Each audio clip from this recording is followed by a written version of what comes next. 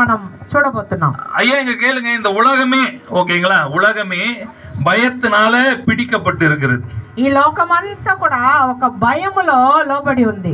ஓகேங்களா, அதுக்கு நான் எப்பயும் சொல்றதுதான். ஓகேங்களா, எனக்கு வந்து என் பையனை நீங்க பாக்குறீங்க, இப்பதான் அவர் என்ன பண்ணியிருக்காரு, பிறந்திருக்கிறாரு.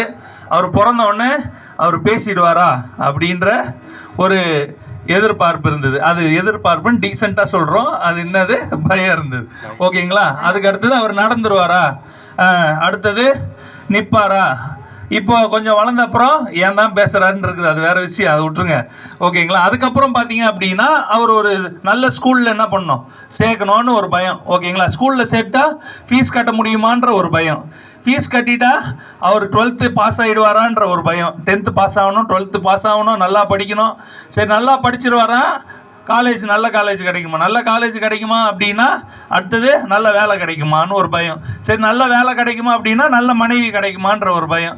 நல்ல மனைவி கிடைக்கும் அப்படின்னா இந்த மனைவியோடயே கரெக்டாக வாழ்ந்துருவானா, நடுவில் ஏதாவது ஆயிடுமான்னு ஒரு பயம். சரி, அதுக்கப்புறம் என்ன அப்படின்னு பார்த்தீங்கன்னா ஒரு குழந்தை பிறக்குமா அப்படின்ற ஒரு பயம். திரும்பி அந்த குழந்தை பேசுமான்னு பயம், திரும்பி நடக்குமான்னு பயம். இதே பயத்திலேயே வாழ்ந்துட்டு இருந்தா அப்போ மனுஷன் வாழ்க்கை அவ்வளோதானா?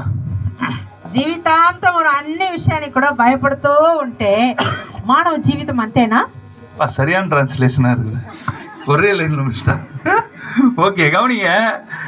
இப்போ இந்த உலகத்தில் இருக்கக்கூடிய எல்லா மனுஷனுக்கும் இருக்கக்கூடிய முதல் மிகப்பெரிய பிரச்சனை என்ன அப்படின்னா இன்செக்யூரிட்டி. இன்செக்யூரிட்டினா பாதுகாப்பற்ற தன்மை. நாளைக்கு ஏதாவது நடந்துருமா, என் எதிர்காலம் எப்படி இருக்கும், என்னவா இருக்கும், ஏதாவது ஆயிடுச்சுன்னா அப்படின்ற ஒரு பயத்திலேயே இந்த உலகமே வாழ்ந்து கொண்டு இருக்கிறது. ఈ లోకమంతా ఏదో ఒక రీతిలో భయపడుతూ ఉంటది. అందులో ముఖ్యమైన విషయం మనకు